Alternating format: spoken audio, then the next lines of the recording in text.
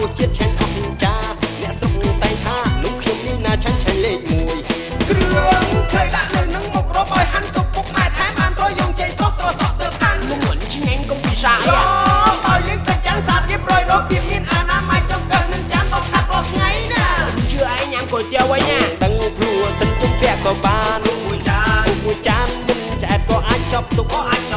សំឡប្រហាបងគ្រឿងសពគ្រប់បងប្អូនចាំមុខនំបាញ់ចុងព្រៀបសុវត្ថិ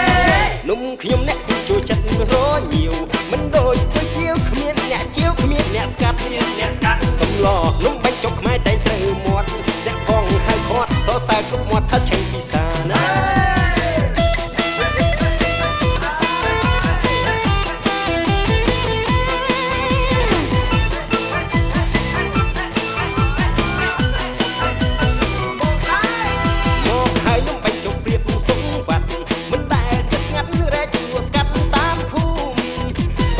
ឃើញជួយប្រហៅគួរសងស្រូបបងប្អូនធ្លាប់ហូបពិតជាត្រូវមាត់ជាប់ចិត្តពិសាណាលក់បានសាក់ពី3ចានមិនធ្វេសម្លសាច់ត្រីបងស្លឹកគ្រៃផងណា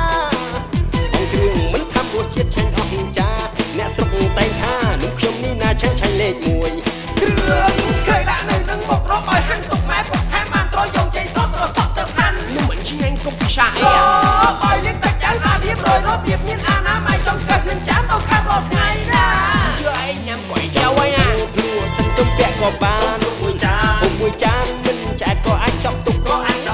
សំឡប្រហាបងគ្រឿងសពគ្រប់បងប្អូនចាំមុខនំបាញ់ចុងព្រៀបសុវត្ថិនំខ្ញុំអ្នកជួយចិត្តរញៀវមិនដូចก๋วยเตี๋ยวគ្មានអ្នកជាវគ្មានអ្នកស្កាត់សំឡនំបាញ់ចុកខ្មែរតែងត្រូវមាត់អ្នកផងហៅខាត់សរសើរ